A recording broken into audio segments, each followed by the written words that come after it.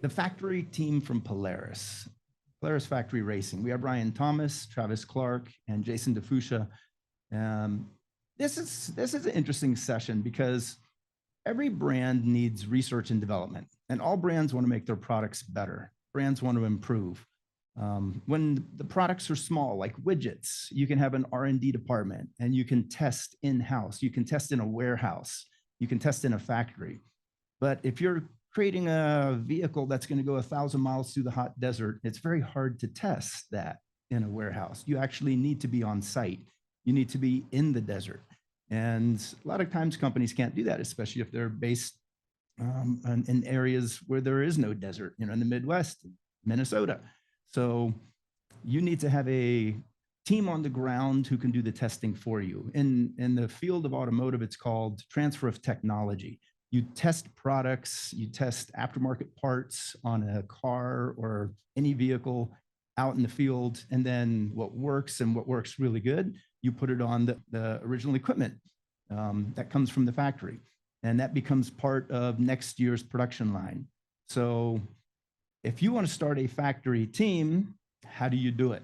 We're going to get a few guys on the call now who can help answer that. Travis Clark is with Senior Vice President with Wasserman Media Group. He pieced together from Polaris's request a lot of the Polaris Factory Racing. Ryan Thomas is part of that program. He runs it. And Jason DeFuscia is the CMO currently of K&N Filters, but he was running the marketing for Razor. That's where Jason and I met a decade ago. And he has great insights on not just how to create a team, but also sponsorships. Gentlemen, how are you? Good. How you doing, Alex? Thanks for having us. Bad. So I want to start out. I'm going to start out with you, Travis. And correct me if I'm wrong here, but I think Polaris called you and said, "Hey, we want to start a team. How do we do it?" Is that right? Or how does this get started? If I want to start a team, what's the first step? Well, I think the OEMs in general got tired of me yelling at them that they were doing it all wrong and they really needed a factory program to extract the full value of what they were trying to accomplish. I got a call from the vice president of OHV who said, "Hey, we're gonna start a factory race program. Can you help us put together a team? Can you help us with the sponsorships? Can you help us figure out what does a team look like? Help us contract drivers. We know we want to build the cars. We know we ultimately want to sell these cars, but we know we need to hire, people who know how to prep and manage them. We know we need to hire drivers, and we don't want to pay for the whole thing. So how can this work?" And so, yeah, for the first, month, 2 months, really just worked with the team at Polaris and figuring out what that structure should look like, who should operate it. Went to them with, list of brands we should approach. Kind of came up with this idea that's not new, but leveraging Polaris as an OE to affect their influence with a lot of their vendors and allow them to work with their vendors on a deeper level and provide actual additional sales for their vendors. So kind of outlining what that program looks like and then going out and executing.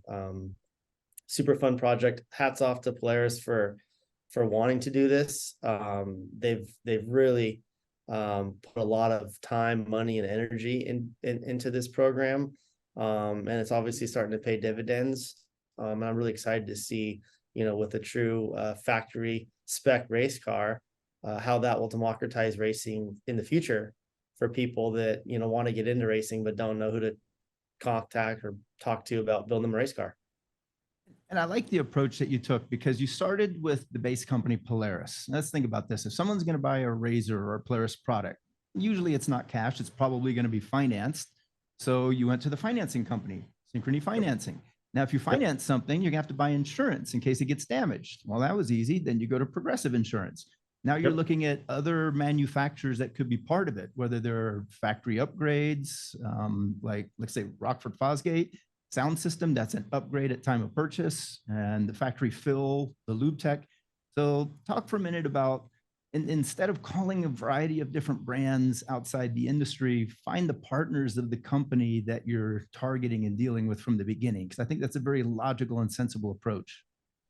Yeah, the days of logos on race cars are gone. You got to figure out ways to deliver value. A lot of that focus around value delivery is on, content, social, that sort of stuff, right? But there's even better value deliver, and that's ultimately sales. As an ambassador for a brand, and a sponsored athlete, you're trying to create more brand awareness, which ultimately turns to sales for the company paying you. But if you can just bypass some of that middle ground and go straight to sales, that's a B2B play and a very successful relationship. It's how most of the NASCAR teams, the Formula One teams, they're all funded through B2B plays. Hendrick's a great example. Rick's got several hundred dealerships across the country. He uses DuPont paint in the body shops. He uses Luminar windows for all the window tints, and go on down the list. He's leveraging his business in a way to bring dollars into his race program, and the people investing the dollars in the race program getting business back out of it. So we went through the full kind of consumer cycle of buying a Polaris UTV, and what does that entail? And as Alex said, all those people are financed. So let's talk to the finance company. They got to insure them, the insurance company. Well, they want to do upgrades. They want wheels, tires, lights, all those things. So let's go talk to those. Knowing that Polaris is ultimately going to build a spec race car, that's additional sales for the companies like Rigid and BFG and Method. And BFG and Method aren't offered on a factory player. So for them, this is total incremental business growth and new lines of product that they get to sell to a new demographic. So we went through that process and, made our list of brands to go target, and then went out and spoke to them. If I wanted to start a team, I'm an amateur, I'm a new racer, but I'm really good and I'm winning. What is my first step to starting a factory team? Take off all the stickers that aren't giving you any value, for one. Okay. And that if they're not paying, they're not giving you substantial product, take off the stickers, because when a brand sees stickers on a race car, they think that you've got some sort of relationship with them. And if you're a wheel company looking for a young up and coming driver, and you're running whatever wheel sticker on your car because they gave you 10% off the wheel, they think you have a relationship, or they assume you have a relationship. They might not approach you. When Andy McMillan got back into racing after a brief hiatus, we were going over the livery design for his truck, and I said, take all that stuff off and take the big blue M off, because as long as that's on there, if you're looking for sponsors, it's going to be hard. And he showed up at Vegas Arena with a black truck. He won the race with the black truck. I think there was a Toyo sticker on it because we did a deal with Toyo. But you really got to show that you're looking for opportunity. And it's hard to do when you're littered with stickers. I know you might think it looks cool, but I'll tell you what's cooler is getting paid to race. There you go. That's very logical, very sensible. Let's move over to Ryan real quick. Ryan Thomas. Ryan, if we're going to have one of your factory racers on later, Caden Mack is going to come on with Rob, and we're going to talk about how Rob kept BFG for 30 years, and BFG is part of the Polaris team. But if you're selecting new drivers, or if you're looking for more representatives and brand ambassadors on the team, what is it that you're looking for? Well, Travis just hit the nail on the head. It may look cool if you got stickers, but it's cooler if you get paid to race. You don't get paid to race if you don't treat it like a job. And I think that's one of the big distinctions. A lot of teams that are successful, they don't necessarily treat it like a business. And within this organization, I mean, everybody that is a full-time member of this team is, it's a paid position. This is a business. And so if you're a young driver that's looking to try to get a seat on this team or any factory team, if they exist, sharing and showing that you understand that it's a business and everything you do. Caden's a perfect example. He understands it's a business. He understands that what he does and his role in the business, it's clear to him what his responsibilities are, and he goes above and beyond that as well. And I think Courtney was touching on that earlier. In racing, you're vying for that first position. You can't get better than first. But when you're vying for dollars from brands, you have to be better than first. You have to be first plus, another 10%. And I think Travis hit the nail on the head too. As a team that is partnering with brands, you're doing it for one reason. It's not exposure anymore. Brands have figured out how to get the exposure they need for the most part. I mean, a new brand maybe needs a little bit of help in the brand recognition standpoint, but the reason any athlete is getting paid is because ultimately they're supposed to help sell a product or a service. And as How a much- driver for a factory team, if you understand that and can communicate that way and conduct yourself in a way that ultimately is going to push sales and ideally sell, if you as a driver or as an athlete have a presence on social media and ideally your own website, there ought to be links to, and ideally you even as a driver, you have affiliate links on your page so that the products that you're representing can be purchased from your website and you get credit for that, whether it's actual dollar credit or just an understanding that this person bought this product because they believed in me and trusted me when I'm saying it's good, and then provided an avenue for them to do that. So I think that I can't underscore that enough, the understanding of the fact that if you're going to get paid to be a race car driver, then you need to understand that it's a business.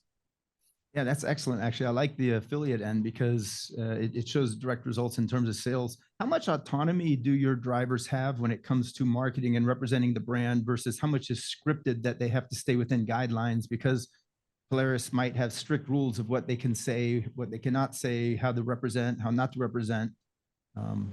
There's clearly there's bullet points in a contract that define, what's expected and deliverables and so on. But I think the flip side of that is, I think, and I think the industry will support this, that what has made social media powerful is the ability for an individual to tell an authentic story.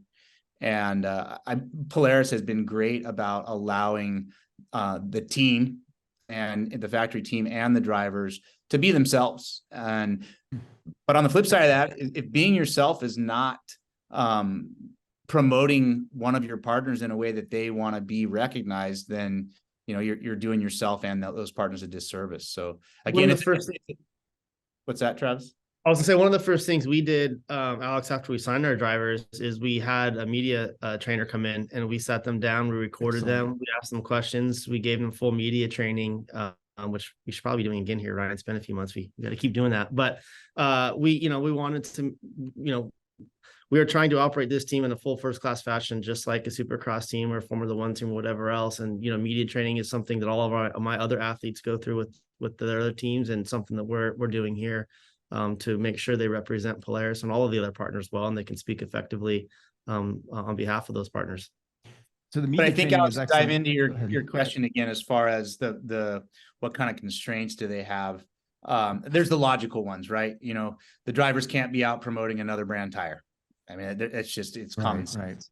Right. But they do have, and they do have a set of deliverables, but that's the bare minimum. And if those are the only boxes you're checking, you're not going to last long. So I'm assuming, now I'm going to head over to Jason for a second, that there's a storyline that Polaris wants the team to follow. And Jason was speaking with me earlier about how Polaris really doesn't need exposure, doesn't need visibility. Everybody knows Polaris. What Polaris seeks are for its brand ambassadors and its representatives to tell the story of the brand. And that's where the media training comes in. That's where the guidelines come in of staying within, not a script, but at least knowing what company you're representing. Jason, go into a little more detail on that, since you used to run the Razor program. Absolutely. I think there's a lot of valuable stuff coming out just in this session here. I can tell you from a lot of years on the brand side of this equation, there's such good information. Look, coming from the brand perspective, understand that as an athlete, we want your content. Like Travis said, logos are dead. I want content. I want to tell a story. And one of the big reasons we're going to get together on something is either I need you or the brand needs you to say something that I can't say from the brand, or say it in a way I could not say. And if you think about that, I want you to help tell a story I can't say from the brand, or do it in a way I couldn't otherwise do. That opens up a ton of content. So it's not about being a puppet for the brand. It's like Ryan's saying, it's not about taking the bullet points and regurgitating them on the podium or whatever else. It's really just about figuring what is that story that we're trying to say. If it's Polaris, it's not just the performance of the vehicle, but it's what you do outside the race. That's what we always, well, in my time there, I was looking as much for podium finishes as I was, the whole lifestyle, the camaraderie, the friends and family, all that other stuff. And to say that in a way that I wasn't going to be able to do from the brand with the logo plastered all over it, that authenticity is really coming from you guys, the true people that live and breathe and embody the whole sport. So that's what I would say, just understand the brand's looking to say something. What are they going to say? You can work with the brand on that. And then how do you want it to say? How do you want it to come across? Saying it in your own words, in your own way, with your own video and your own content, that's gold for us on the brand side. Because otherwise you could just buy ads in a magazine or ads on screen, right? Hey, look, everybody that tells you they're not a control freak is not in marketing. If we could do it ourselves, we would do it ourselves and have complete control of it. But that's the beautiful part about endorsements, sponsorships, athletes, and the whole, painting the whole picture. We can't say it all. And that's where you guys come in a really unique way, and really and truly a valuable way. Because Polaris certainly can't tell all the stories. I know K&N now, we can't tell all the stories. But you guys, the athletes, certainly do, and you do it with a voice we couldn't get to here from HQ, from home base, and that's a real value.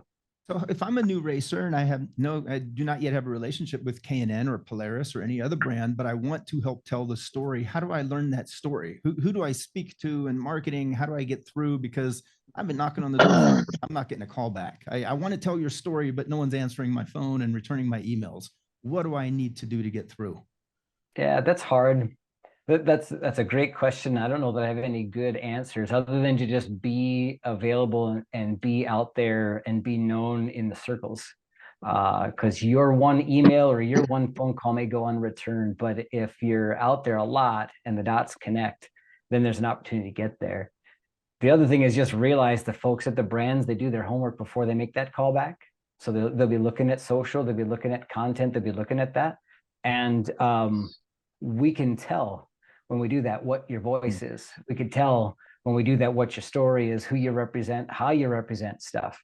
And so we'll already know, kind of biased or not, kind of what we think of the story I need to say from the brand, how I think this particular athlete, based off of what I can see that's public out there, how they might be able to help me or not. The thing I would tell you is when you get that call back, it's because they have something in mind, and just be open to what that is that they have in mind. I get asked that question a lot because we get tons of resumes here, Alex, for jobs, and people. I try to take as much time as I can to speak with young people about how they get in the industry, and they ask that question a lot. And I always tell them this, and Jason, I probably would agree with this. If you're trying to call or send your resume, your race results, and you want to catch the attention of a brand you're having a hard time with, you got to think like a marketer. Your first impression with that brand is a representative of what you're going to do for them, is how they're receiving your resume or your phone call. So be creative, whether that means sending a model of your car with, whatever race results, or mailing a phone, which has happened to me before. And when FedEx delivered it, they started calling it when they saw we signed for it, to, whatever it is, you got to be creative, because if you're going to be an effective brand ambassador, oftentimes you got to think like a marketer. And that starts with how being paid for going to receive. What's that? If you do end up in that position as a paid driver, thinking like a marketer is what you're being paid to do. Yeah, you're being paid to drive a race car, but you're being paid to be a marketer. Exactly. And their first perception of you is how you interact with them on that first cold call or first email. So stand out from the crowd. Jason probably gets hundreds of race requests, a month. You gotta elevate and show what you're going to be, especially as a young person who maybe hasn't had the chance to prove themselves yet. But if you show aptitude for marketing just in your cold call to a brand, that shows how you may think as a racer and get you far. So I think the other part of it too is being relentless. If you're serious, if this is something that you really want, it's not just, well, I sent them 5 emails and they haven't responded. You need to show up in the places where you think the people that you want to meet are going to be, and you need to be intentional. When I was younger and had aspirations of being a professional race car driver, I let everybody in my sphere and then some know that, yeah, this is what I want to do someday. I mean, I went to Ivan Stewart's house. I want to be a professional race car driver someday. What do I need to do? I went and met with Calwell. I mean, I got in front of everybody that I could, telling them exactly what my plans were and asking for any advice that I could get. So let's go back to Travis for 1 sec. Thanks, Ryan. Travis, you've dealt with, or you deal with, the Olympics and X Games, and you see a lot of different brands with a lot of different objectives and stories. On the Factory Polaris team, we have Polaris, which wants to tell their story, but then we also have Progressive Insurance, want to tell their story. BFGoodrich wants to tell their story. Synchrony Finance. How do you coincide and manage all the different stories that the different sponsors want to tell, or how does that work exactly? If I'm a driver and I want more than one sponsor, but perhaps the stories are different, how do I bring that together? By surrounding myself with smarter people. No, it's That's why really, Ryan's there. yeah, Ryan and Aaron and all the folks of the team. No, it really starts with how you are selling in a program, right? And understanding what's the objective of that sponsor. Why are they sponsoring this team? So if you can be aligned from day one about what they're looking to get out of this program, then you've kind of set the tone for what your expectations are going to be for the year, right? And then it becomes a little bit of a game of executing and also managing and making sure you follow through. And that takes time. It's hard work. It's why a lot of people don't, love being a professional athlete these days, because it's not just about what you're doing on the track or on the court. There's a lot of hard work that goes in on the outside of that, in order to make sure you're delivering all you can. So really it's, on the players team specifically, we send out a content calendar 2 weeks preceding the following month, so that all of our sponsors know what day they're getting the post, what that post is going to be. They see the other content we're posting and for the other sponsors and the non-sponsored content. So they can then plan their content calendar around it. So they know they're getting a post on February 17th, then they're going to share that and we're going to work with them to do it and amplify that. So we're trying to give as much content calendar is not made in a vacuum either. That's the content we're creating is based around the messaging that we understand is important to the brands we're representing. And that comes through communication and meeting with them and understanding the core brand values and so on. It's not just, we don't just create stuff out of a vacuum and then check the box that, hey, now we've represented our partners. So let's go to Jason for a second. Travis, and I know Ryan, you guys have sold a lot of sponsorships and you've sought a lot of partners to join the program. Jason, when he was at Polaris, he actually issued a lot of sponsorships. Can you speak for a second on behalf of a brand looking for a property or a team to sponsor? What do you look for, or what do brands look for? Not necessarily specifically for Polaris. Now you're with K&N, but I'm a driver and I want to get sponsored. How do I get your attention?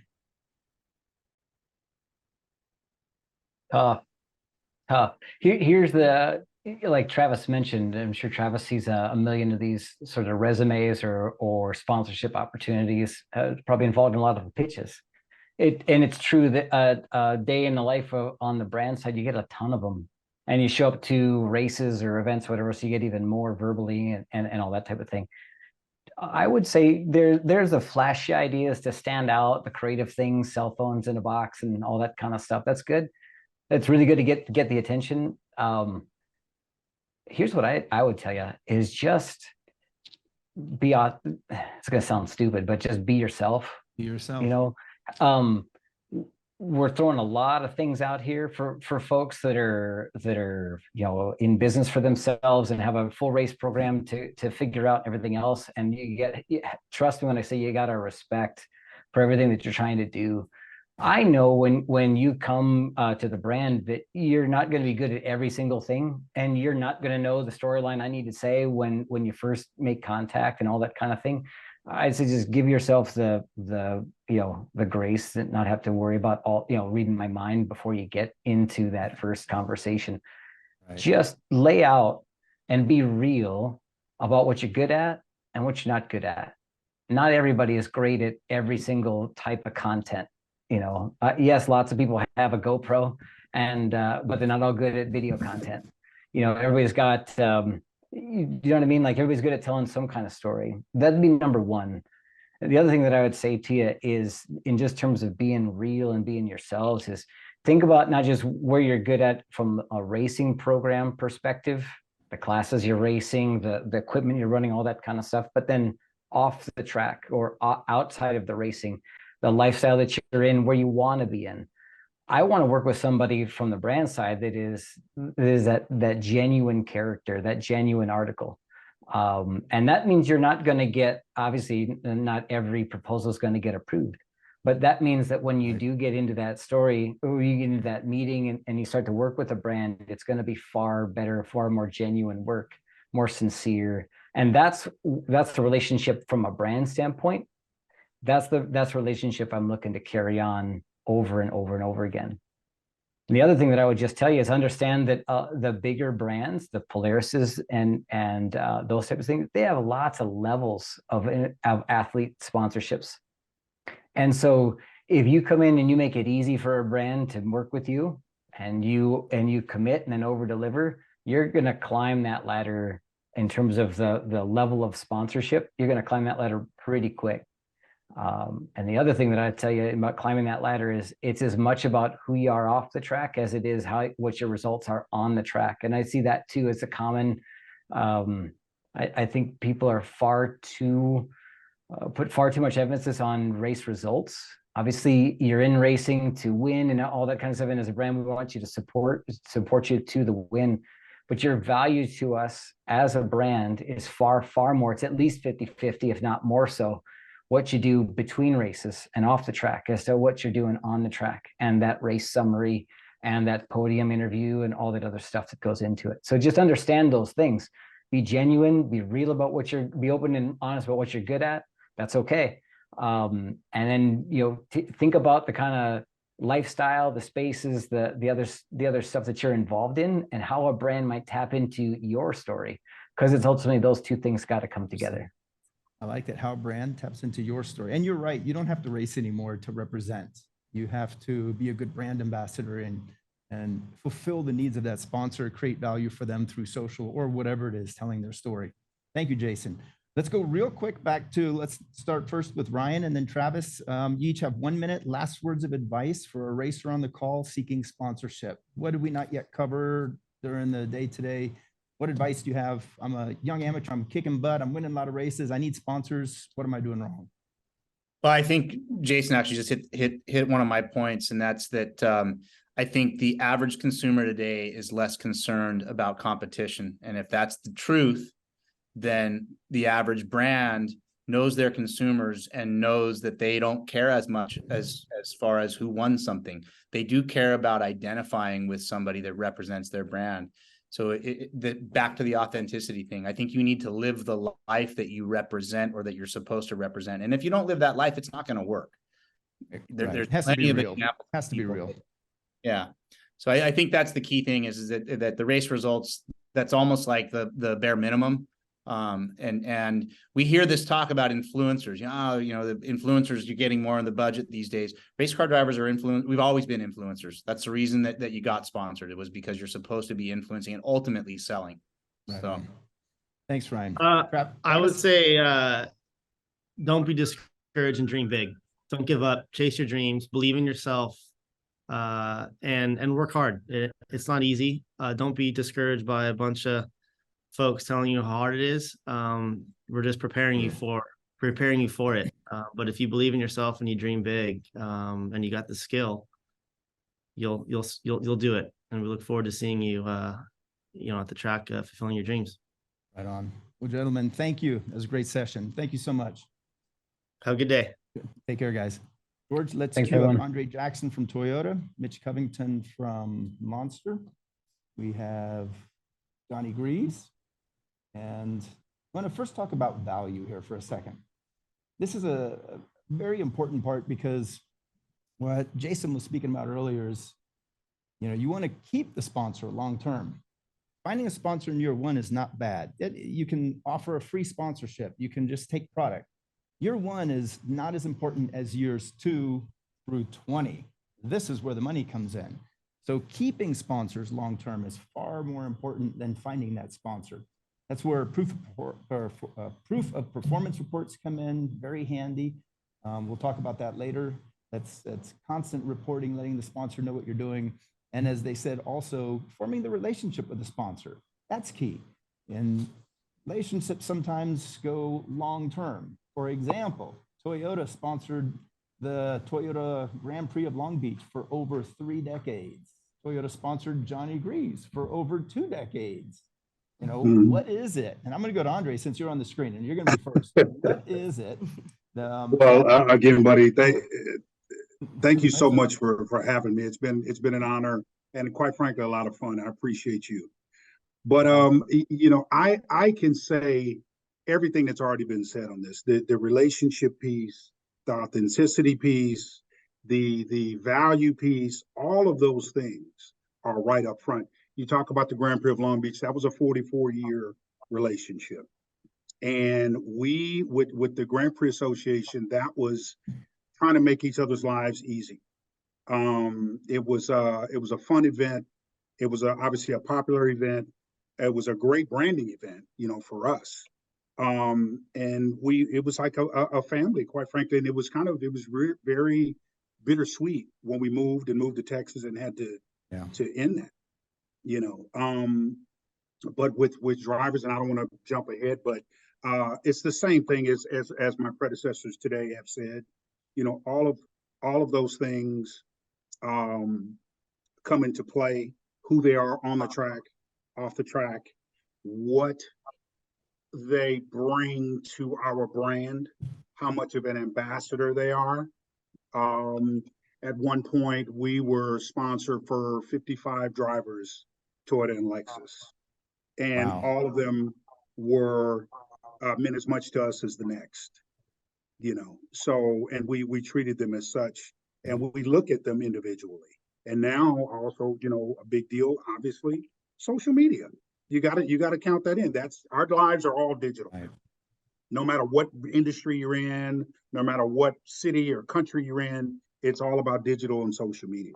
So we have to factor those things in. And yeah, there's some drivers going to bring in more from that front than others, but we look at the strengths of some of the other drivers, you know, we see what the give and take is.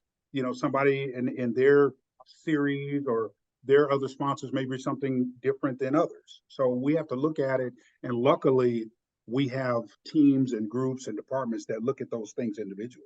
Alex, you know this. Right. You know, we have a whole social media department. So. Right on. Well, let's go to Johnny then. Johnny, I know that you've been with both Monster and Toyota a long time, and you've been interviewed many times over the years by Tiffany. So I'm going to hand this session over to Tiffany Stone here, my co-host. And I'd like to know, what do you do to create value for sponsors? Why do they keep hiring you and bringing you back year after year after year? Just because I've been around forever, I guess. It helps to win a lot of races too, right? Yeah. You know, I'm going to say I was kind of in a very fortunate era. I came around before there was social media, you know. Facebook was just becoming popular, you know, so it was still about performance, winning races, you know, doing your job and actually activating with fans and sponsors and everything, and doing it at the track. And, you know, I mean, on the street, at the mall, wherever, you know, you just had to be that guy and you know, be likable. And, you know, I'm gonna call it the old school way, but that's the way we had to do it back then. So, you know, I evolved with that. I'm not going to say I'm one of the better social media guys. I'm definitely not. I still probably rely more on performance and, you know, and activation and fans and stuff like that, because I do have, you know, that long-term relationship with the sport and the fans and, you know, my sponsors as well. I think, you know, we've been with Toyota since, I'm going to say 98. You know, it's been a long-term relationship, and we have a lot of cool things like that have been in our program for a long time. Wonderful. Well, Johnny, just want to say thank you. You know, normally I get a chance to chat with you. You're always on the podium.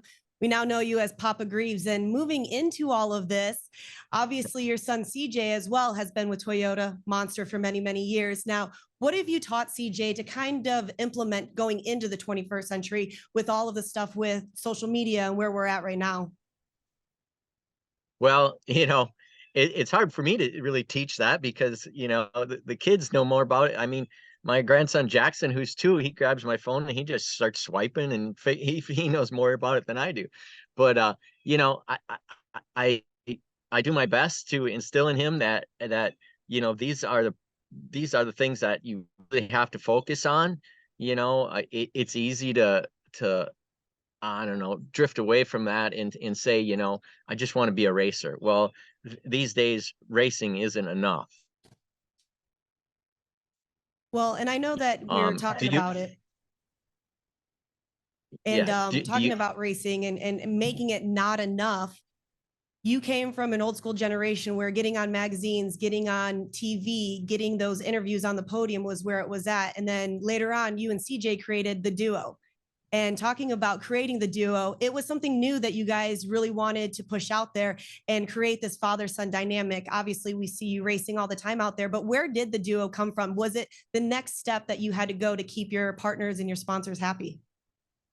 No, it was just something we kind of came up with on our own. We had to let people know that there was 2 of us and it's a team, and it's just kind of one more thing we could brand, so to speak. And we just kind of created that, and it became kind of like a cool logo and another branding opportunity for us and our sponsors. And if things progress, who knows where it could go.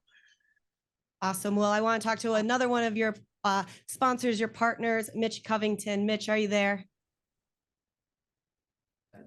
Okay, can you hear me now? Yes, I can, sir. Can you hear me? I can. Everything's good.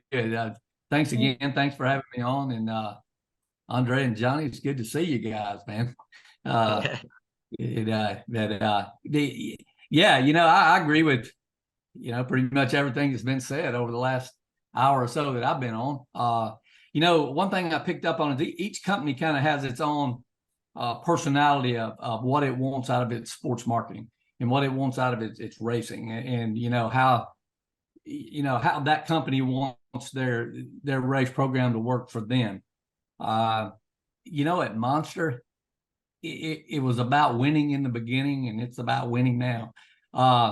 The other things, the social media, the good personality, and all of that, we can work with that. If the guy's standing on top of the box, I look back at athletes we've had over time that we really worried, hey, they don't have the Monster personality, or they don't have any personality. It would be somebody's opinion.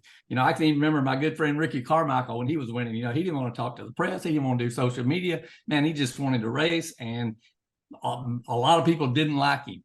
And he turned out to be one of the best ever athletes of all time at Monster. And we ended up doing a lot of cool content with somebody that really, to some people, was only good at winning. And Johnny Greaves comes along. He goes way back to not long after Monster got started. And Johnny Greaves pretty much single-handedly put Monster on the map in the Midwest. And when Monster, at that point in time with Monster, when we first got into off-road racing, we were a small company, relatively speaking. And not a lot of people knew what Monster was. They may have seen our logo, but they really didn't know that much about it, or who we were, what we stood for.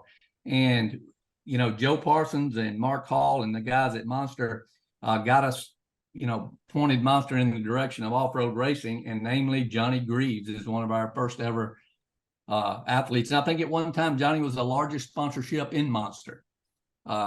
So he goes way back. But the title of this segment, I think, is keeping long-term relationships, and how do you do what Johnny's done, which is stay with Monster all these years. And all the things that's been said, I think, are correct. The relationship thing's big. Being part of the company's DNA and joining the kind of the family is, and embracing the company was a big thing with Johnny.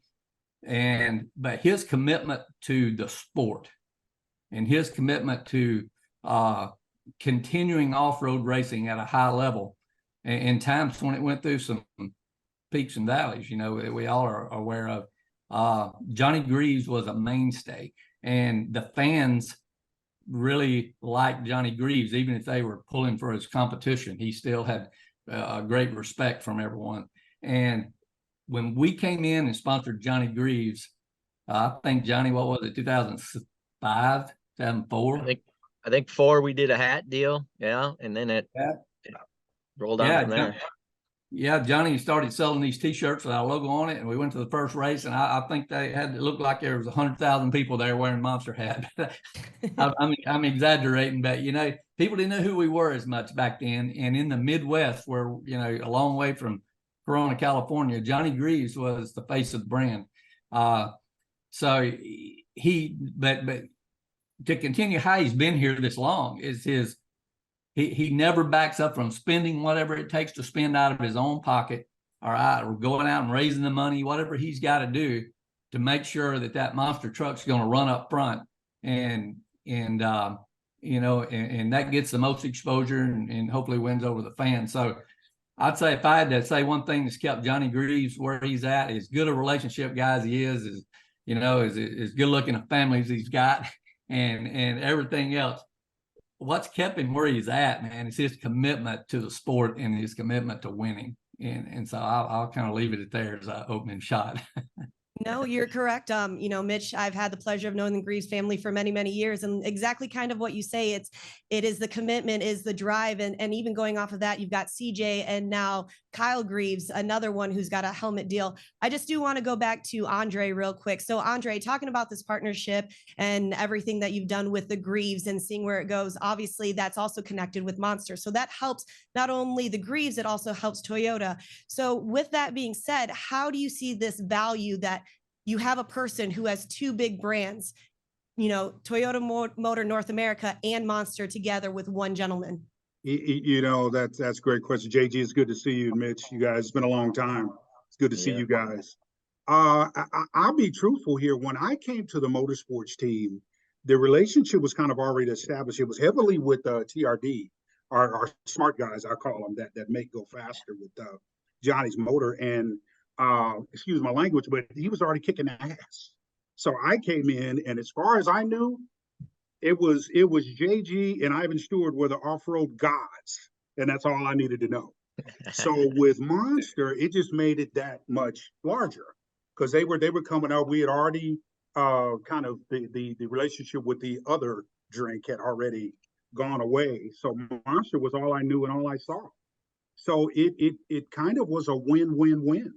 You know, we got a champion. It got to the point, especially when CJ came along, I wouldn't even have to look at the race. I'd be like, who won, Johnny or CJ?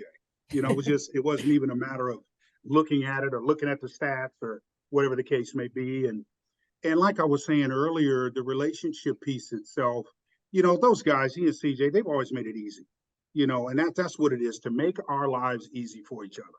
You know, and for Mitch, the same thing. The relationship is long-standing. We've always, you know, they know all of our executives. I mean, it's pretty much a family thing, in my opinion, you know, all the way around. So, I mean, again, I can't say anything that hasn't been said already, you know, in this piece of it. But we expect it to go as long as it can be, as long as it has been, and go even further and longer. His grandson, we, you know, just however far I can go, you know. Yeah, I agree, Andre. You said it really well. But at the end of the day, Johnny Greaves has built a great company. And that's why I think we're still sitting here today talking about Johnny Greaves. Exactly. And another thing I'll say, probably playing on some things other people have said, is, you know, when we look at who we're going to sponsor, when someone has got a Toyota factory program, that's huge for us. I mean, a guy can come to us and say, I'm the best racer God's ever made, and you know, I'm good looking, and my social media is through the roof. The next question is going to be, who's behind you?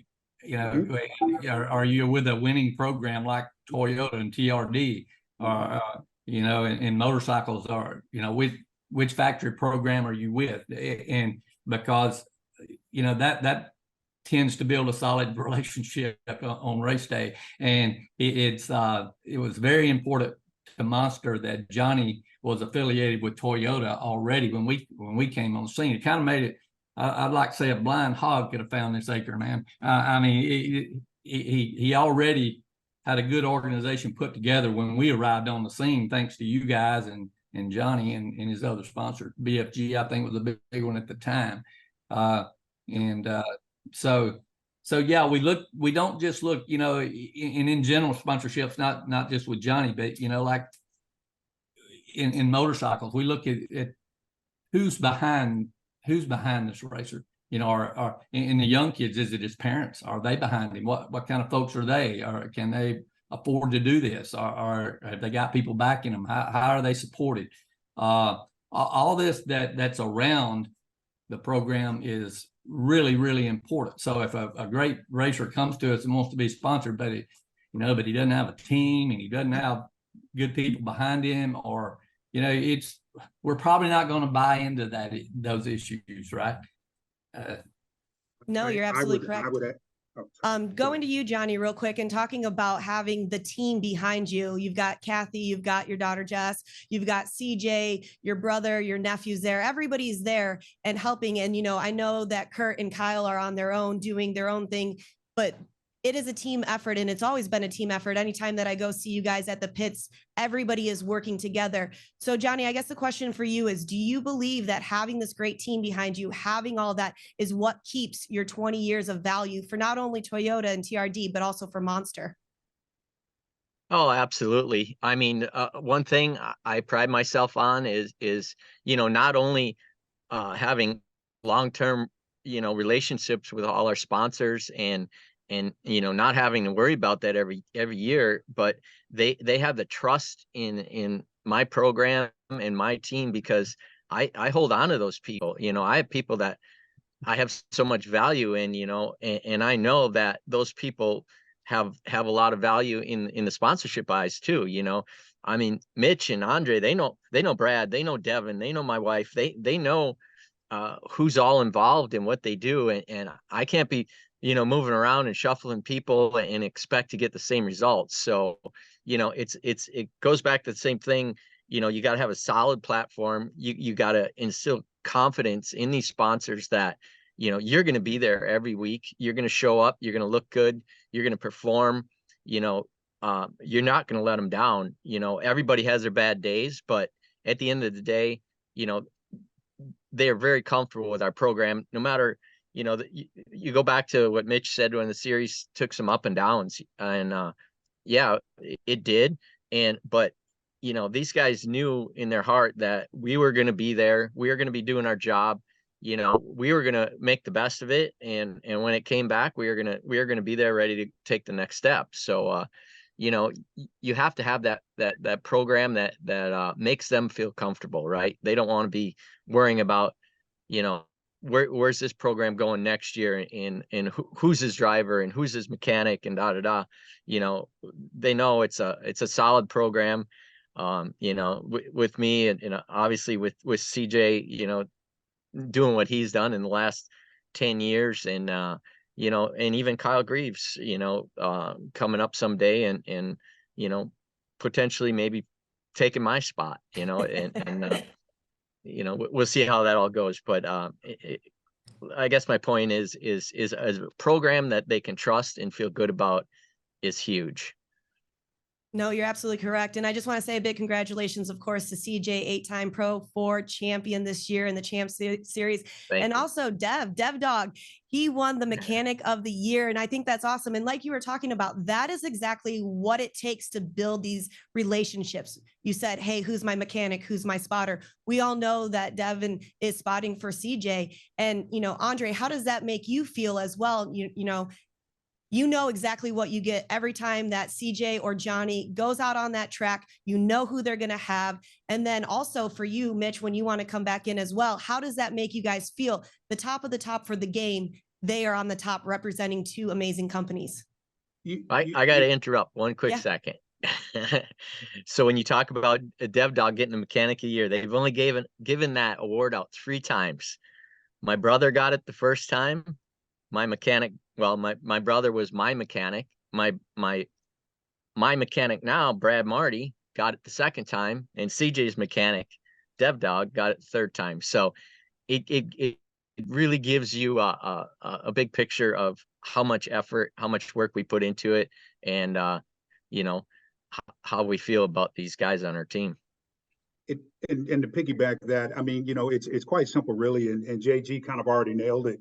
In any relationship, the word came up a moment ago. Any relationship you have in life, trust is a huge factor. With these guys in this family, the Greaves family, Mitch, there's a trust that's there to keep it going 20 years now and 20 years from now. And that's really the as Ed Laukus would say, the secret sauce to this whole thing. We don't have to nurture and handhold and check in and do those types of things. We know what we've got. And that makes, again, it makes it a win-win-win. And I'm sure Mitch would agree. Yeah, absolutely, Andre. And another point we can bring up there is Monster likes to find teams that are going to go racing and going to win anyway, and that are not dependent on us. We're looking to sponsor, not build a race team. And because Tom can tell you, we're really good at the drink business and making energy drinks and getting distribution and doing all those things that we have to do as a drink company. But we'd be really terrible, I think, as a team owner and building a team and telling our riders what they ought to do and our drivers what they ought to do. So what we really look for is somebody that's already got a program built or is building a program that we got confidence is going to be solid and one day be as solid as Johnny Greaves Racing. And so we have so many come to us, and I'm sure you do too, Andre, and all you guys that come to us and say, hey, I need a budget of, $1 million. And if I could get that $1 million, then I could build that program and I know I can win because I'm a great driver, but I need that $1 million. I'd much rather have a team that's put together, that's running, and then we can come in and buy that, because we're buying advertising. At the end of the day, Monster's buying exposure and advertising and what they can do for our brand, how they can represent our brand. We're getting marketing value. They have to run the race team. They have to, and so to build a long-term relationship, I think you can't always be running to your sponsor constantly, to fix things. And, most times it's with more money, but I think the way Johnny got where Johnny's at is we both know that once the contract's signed and we're done negotiating, Johnny Greaves is going to go do whatever it takes to win. And we're not going to have to get involved in, pardon my French, a bunch of minutia, right? I mean, Johnny Greaves is going to take it from there. And so that's. I want to add real quick, Ed Laukus, our old vice president, is retired now. He once said, he says, if we have to, once a contract is signed, if we ever have to pull that back out again, then that means we don't have a relationship. And I completely agree. I completely agree. I agree with you, Mitch. I do have one more quick question for you before we wrap up with some stuff. And Andre, I'm going to come back to you and then finalize with Johnny. But Mitch, you talked about the Monster personality. Really, what is the Monster personality? As somebody that is looking, obviously you want a team that has a foundation. You want a team that has a game plan. You want to have a team that wins. But what encompasses the Monster personality, sir, in your mind? Well, that's a good question. And because we throw that around a lot, I'm guilty as anybody. We throw that out there. It's an easy term to throw out. But I think it's a little harder to define. Monster's built on individual sports, individualism, people that being who they are and proud of it. And somebody that's really willing to put it out there and go racing. That's why we like racing, man. They're willing to compete. They're willing to say, I'm the best at what I do and I'm going to show you. And that Monster personality is probably not what's going to get you sponsored at Monster. the performance is probably what's going to get you sponsored at Monster for the most part. And whether that be performance in a lot of areas, it not just winning, but it could be because somebody is a great social media star. I mean, you look at Haley Deegan. Haley's results are not through the roof, but man, her social media is through the charts. People like her, and she's got a swagger. So I guess you could call that the Monster attitude. But then we have other people that are quiet as a church mouse, man, and don't say a lot. I mean, you look at NASCAR. Tyler Reddick, he's kind of a quiet guy. He's really him off track, he's like me, he's got his glasses on, and he's really, you would say, how's that guy a Monster guy? It's because when he puts on that helmet, puts the visor down, get out of his way, he's coming, right? He's great at what he does. And so that's the Monster. He's a Monster guy as anybody, even though off the track, you'd say, why'd they sponsor him? He's maybe kind of dull to some people, but he's not when he's behind the wheel, man. That's what we're looking for. So I don't know. I guess I ain't got a good answer for you. I think what it is personality and performance is what makes the Monster athlete. I would say so. And hey, we can work with the personality. Everybody's personality is different, right? I mean, if I look across all of our athletes, their personalities are so individual and different, and that's really what we like. So I don't know. That's probably not a good answer on what the Monster. You're all good, Mitch. Is. You are all good. Moving over to Andre. Andre, what makes a TRD ambassador athlete, Toyota Racing Performance? What are you guys looking for? It came up earlier in the broadcast, but partnership relationship, because I mean, okay, I'm going to sound a little arrogant here, but okay, you've got the #1 auto manufacturer in the world. Okay, we can sell cars, but we'd like to do it with people that like our brand. So we want to create a family, create a 20-year relationship, 20 years plus with, we got the Greaves family, we got Joe Gibbs and those other folks. But that's what we look for. How is it going to create the family atmosphere? How's it going to help maintain our brand? Who's going to be the ambassador? And we've got all kinds of, we've had the personality gamut too. We had the Kyle Busch, but then you have the Christopher Bell, who you never hear anything from. But like Mitch said, when he gets on the track, he's coming. So the personality is a big piece, but everybody doesn't have to be the same there. So we want to look at who wants to partner with us, not for the short term, for the long term. We do the same with our dealership prospects. We want to be partners for life. So that's what we look for. I like that. And finishing I'll it throw up. one more thing in there that I think what Andre is saying. And I actually heard it from somebody at Toyota a few years back. And my advice would be to people working with sponsors is don't be so transactional, be relationship oriented, not transaction oriented. It's not about just this deal in this year. And if anybody probably taught me that early on in the racing business was Johnny Greaves. Is be relationship oriented, not transaction oriented. And that's something else I heard early in the broadcast, Mitch, that I think it was from Mac. He said, we also look for people that don't come with their hand out, but they come say, hey, I can help you sell Toyotas. Here's what I can do to help your brand. Not what can you do for me or can I have this? I like it. Well, Johnny, we've got one more minute. I just want your thoughts. Obviously, you've created these great partnerships for the last 20 years. Not only have you done it for yourself, your family, and now your son, CJ, obviously has taken not necessarily the reins from you, Johnny, but he has really come into his own. I've had the pleasure of watching him grow up. How do you feel about 20-year relationships, partnerships, and making this more of a family environment? Well, that's exactly where it all came from, trying to wrap this up in a really short time, but I've been a Toyota guy since I was 16 years old. That was my first vehicle. I believed in the product. I believed in it so much that I was the only one out there racing a Toyota. And I sent them, believe it or not, VHS tapes back then, right? and I stuffed Johnny Greaves down their throat until they had to take notice of me. And the same with Monster. When Monster came aboard, and Mitch knows this story, I'm like, that's the brand we need. We're that group, and we believed in it, and we believed in the whole product. And it's not, oh, they got the most money, let's go there. I mean, I didn't have sorry, Andre, but I didn't have the best Toyota Motors in the beginning, but I had the best team behind me and the best product and the best people. So we went with it. That's where I love Shaggy it. came in. All right. Well, thank you so much, gentlemen. It's been a pleasure talking to all of you. You know, I know this is going to be very beneficial.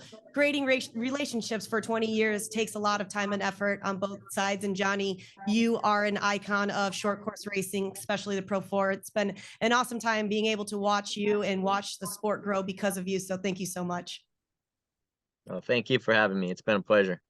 Thank you, guys. Now I know we are. And I want to seeing say, you. I don't know if you can Oh, hear me. Is my microphone on? Can you guys hear this? We hear Yeah. you, Alex. Hey, that was a great session. I learned a lot on that one. And I want to thank all the panelists. Thank you, Andre and Mitch and Johnny. That was excellent. I think CJ hopefully is watching from New Zealand. I know he had an event in New Zealand this time around. But